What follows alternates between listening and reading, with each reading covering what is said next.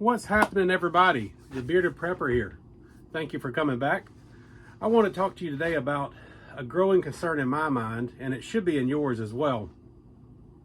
If you haven't started preparing yet, you don't call yourself a prepper, I think maybe you should start. There's a growing threat, maybe even not just threat, there's a really serious problem for all of us that's coming very soon.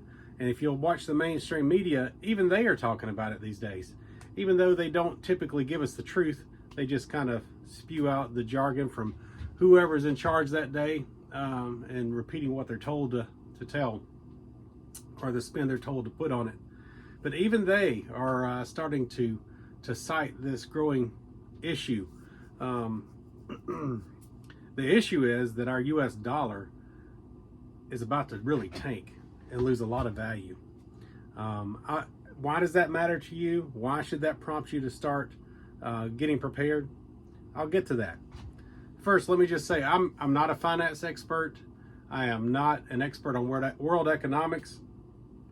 What I am an expert on is using common sense and being able to look at a situation and say, hey, this is going to be bad.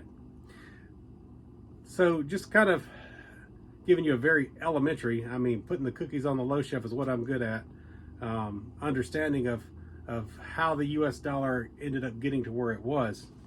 Back in the 70s, when Richard Nixon was in office, he announced that we no longer had enough gold in reserve to cover all the US notes that we had out. But Henry Kissinger, who was helping guide his policies at that time, had a brilliant plan.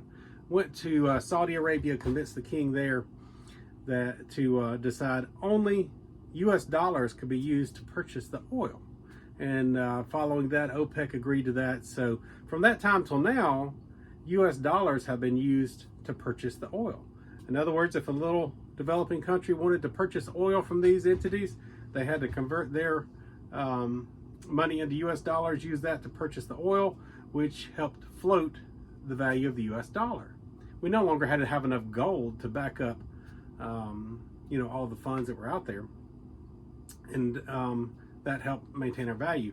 But now there are countries like Brazil, Russia, China, South Africa, which was surprising recently, decided, hey, we're no longer going to use the US dollar to buy oil. Is that cool? And the other countries said, yeah, okay, we can go with that. So as a matter of fact, in the recent meeting with China, Russian leader Vladimir Putin had pulled no punches about it and announced openly the Chinese yuan was his preferred currency to trade in going forward, along with some others that are starting to follow suit. As a matter of fact, there's an increasing number of countries applying for admission into BRIC, B-R-I-C. That stands for Brazil, Russia, India, China. They have a pact together. They see themselves, and apparently the rest of the world sees them as emerging economies that are growing rapidly and starting to take on a lot of not just worth, but control and power in the world. So seeing countries start to migrate to them, wanting to join that group, also wanting to steer away from the US dollar. And unfortunately, the currency that's really being thrown around a lot is the Chinese yuan. So those are things that cause a lot of concern to me, especially for people that haven't prepared or that are counting on the US dollar and the value of the US dollar as being their salvation. And don't get me wrong, folks. I'm not getting down on the United States. Still think one of the strongest economies in the world, most stable if it's managed correctly, and also the greatest place in the world to live. But what happens if suddenly everyone is allowed to buy oil not using the US dollar? What if these countries say, hey, you know what, we're going to accept whatever you bring us, or hey, you know what, the Chinese yen is actually stronger right now. So we're going to convert to that, and you have to use that to purchase our oil. Immediately, overnight, our dollar is going to bottom out. And we're not talking about, at that point, big inflation or, things of that nature. We're not even, possibly not even talking about just like a depression era. Well, to quote Glenn Beck said, we're not looking at another depression. We're looking at becoming a Venezuelan economy. I mean, it's pretty oppressed.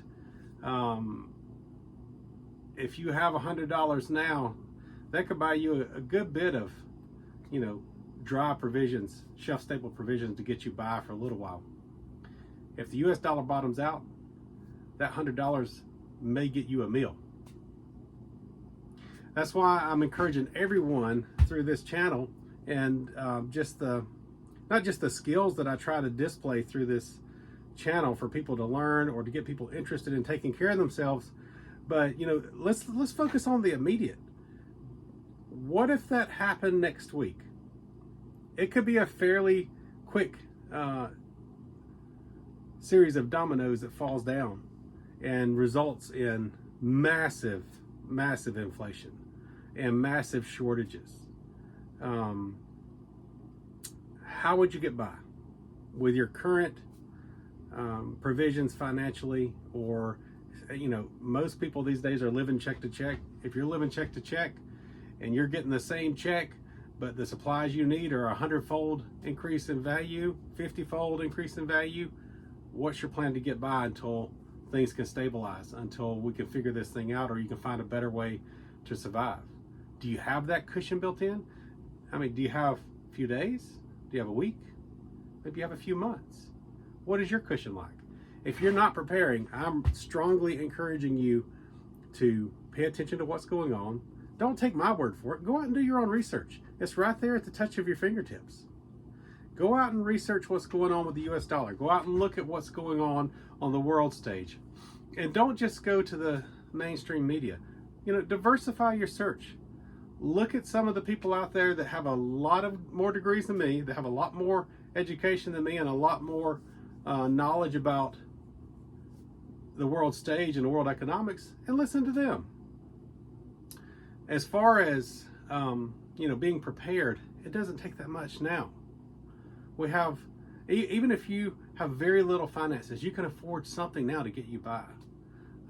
Think about the things you use on a daily basis, whether it be hygiene items or food or just basic things that you can afford to double up on now, so you have at least a small supply if they're not available or you can't afford them. It's springtime outside.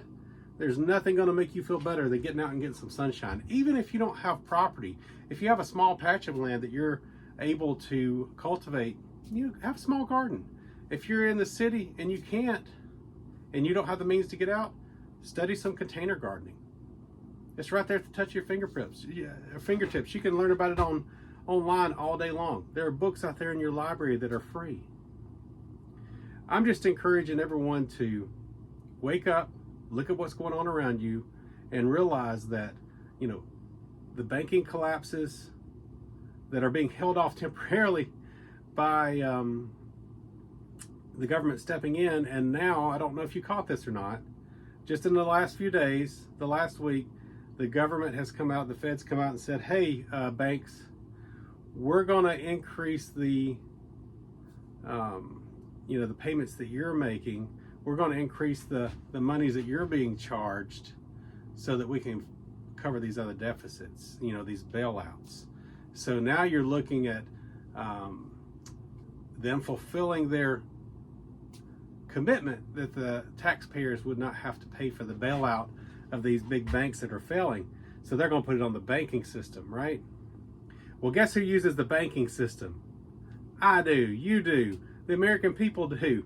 So I can promise you that the banks, out of the goodness of their heart, are not going to just pay more money to the government and just take it out of their portion. I guarantee you it's going to come from us, the taxpayers. But you know what? As good politicians do, they say one thing, and even though it may inadvertently come a long roundabout way to come to your back door, they can stand back and say, oh, I didn't do it, they did it. But we all should be able to wake up, use our common sense, and see the truth. No one else is going to be out there looking out for your best interest. Hard times are going to come our way. I want to make sure that you're able to not just survive, but maybe even thrive.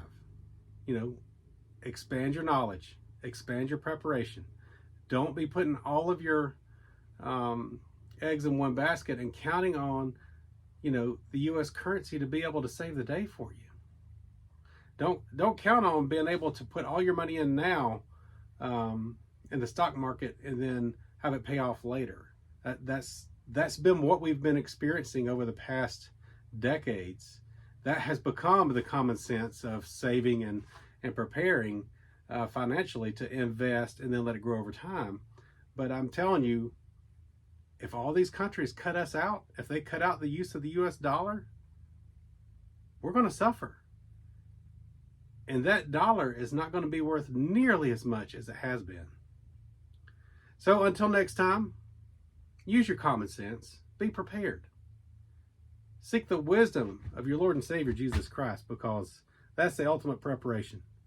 It's going to be a sad day when a lot of our modern conveniences come crashing down.